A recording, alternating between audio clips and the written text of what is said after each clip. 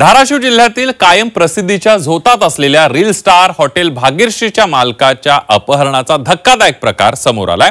भाग्यश्री हॉटेलचे मालक नागेश मडके यांचं 4 ते 5 जणांनी अपहरण करून त्यांना बेदम मारहाण केल्याची घटना घडली आहे। बघूया नेमकं काय झालं। 12:30 वाजता आपलं कमी पडणाऱ्या गाड्या लावला त्याला म्हणतात क्वालिटी क्वांटिटी खायची असेल तर हॉटेल भाग्यश्री द्यायचं। सोशल मीडियावर रातोरात स्टार झालेल्या हॉटेल भाग्यश्रीच्या मालकाचं अपहरण करून त्यांना मारहाण केल्याची धक्कादायक घटना घडली आहे।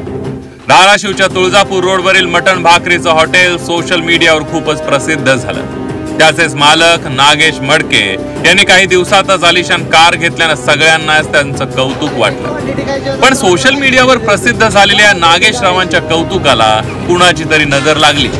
काही दिवसांपूर्वी त्यांच्या हॉटेलची तोडफोड करण्यात आली। शिवाय त्यांच्या अंगावर काही जण धावून आले।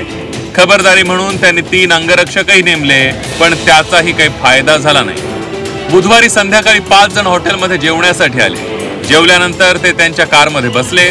कारमध्ये बसल्यावर त्यांनी नागेश यांना सेल्फी काढण्यासाठी कारजवळ बोलावलं। ते कारमध्ये डोकावताच त्यांना कारमध्ये ओढून त्यांचं अपहरण करण्यात आलं। मारहाण केल्यानंतर 5 किलोमीटर अंतरावरील एका पुलाजवळ त्यांना फेकून देण्यात आल्याचा दावा नागेश यांनी केला। हॉटेलवर जेव्हा आलेले होते माणसं त्यांनी मला फोटो मागितला। मग मी असा काचतनं फोटो द्यायला गेले की त्यांनी काच पॅक केली। पॅक केली त्यांनी लगेच गेअर टाकले। 140ची स्पीडनं गाडी पळून नेली। मला तिथं बुकी घातली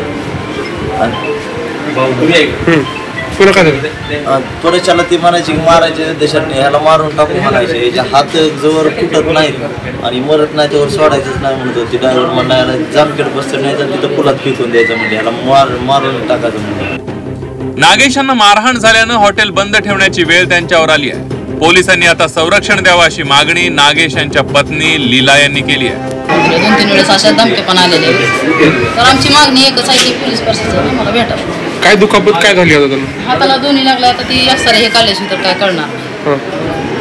हात तर मोडले म्हणजे वाटायला। सोशल मीडियावर जेव्हा नागेश यांनी अपहरण आणि मारहाणीचा व्हिडिओ टाकला तेव्हा लोकांनी तुमचे 3 बॉडीगार्ड काय करत होते असा प्रश्न विचारला। या प्रकरणी नागेश मडके यांनी धाराशिव पोलिसात तक्रार दाखल केली आहे।